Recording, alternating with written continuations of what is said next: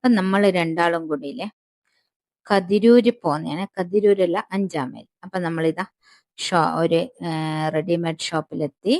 അവിടുന്ന് കുറച്ച് ഡ്രസ്സെല്ലാം അപ്പോൾ ഇല്ലേ മെയ് 17-ാം തീയതി നമ്മളെ വെഡ്ഡിങ് ആനിവേഴ്സറി ആണ്. അപ്പം ഞാൻ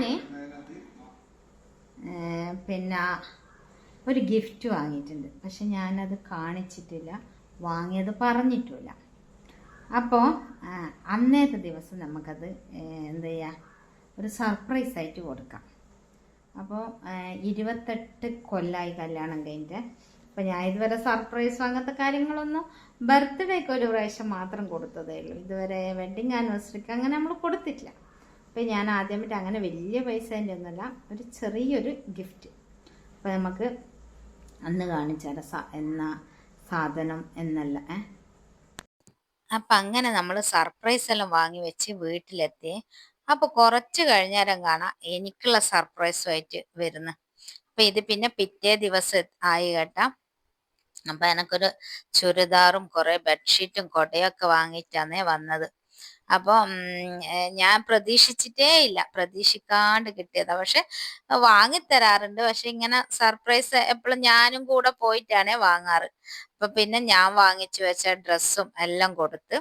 അപ്പൊ അങ്ങോട്ടും ഇങ്ങോട്ടും ഒരു സർപ്രൈസ് ആയിപ്പോയി.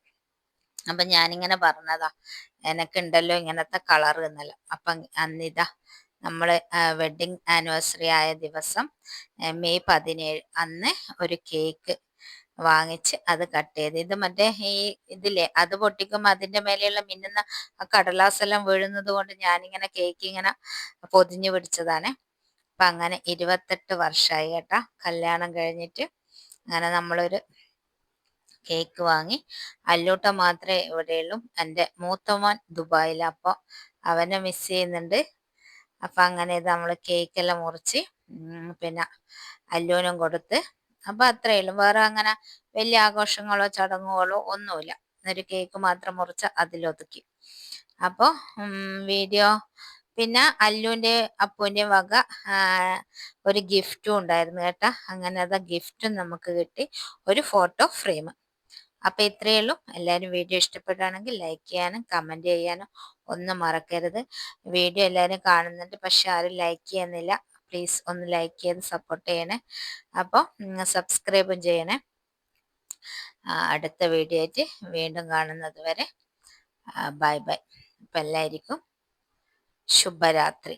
അപ്പം ഇതാണ് ഗിഫ്റ്റ്.